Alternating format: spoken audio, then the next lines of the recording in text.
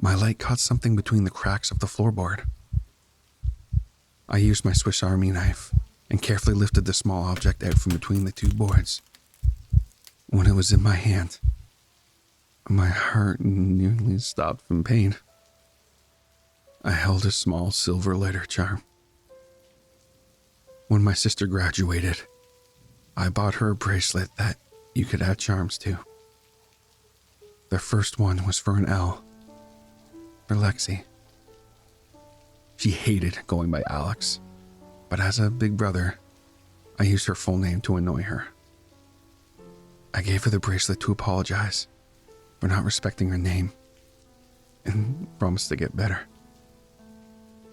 I expected to get emotional finding something of hers.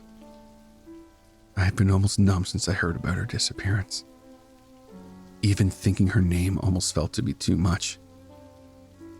But now, I only felt a deep heat inside my chest. The charm was put away somewhere safe. I didn't care if whatever was in the woods was a Wendigo or a guy who had just lost it. I was going to kill him. The storm outside picked up. At some points, the thunder and wind made the entire building tremble. I didn't want to be inside if the roof came down, but I wouldn't be able to see if I went outside. My stomach was too stressed for dinner. For hours, I sat facing the door with a blanket to try and keep away the early spring chill.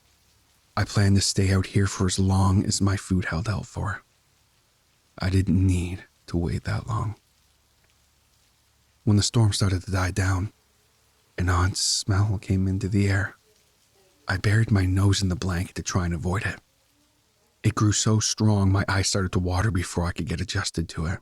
When I was younger, a trash bag broke when I tried to take it out of the can. Inside was some freezer-burned steaks we had thrown out along with other food waste. This smell was similar, but much more pungent than day-old rotting food sitting in the summer heat. Since the rain died down, I could hear the footsteps from outside getting closer to the door as the smell grew. My fingers tensed, ready to draw my weapon.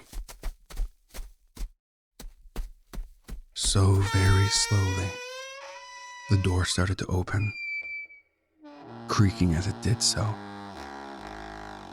A tall, thin figure took a single step inside the cabin. My eyes had long since adjusted to the dark. Because of this, my body froze in fear seeing what had just entered the cabin.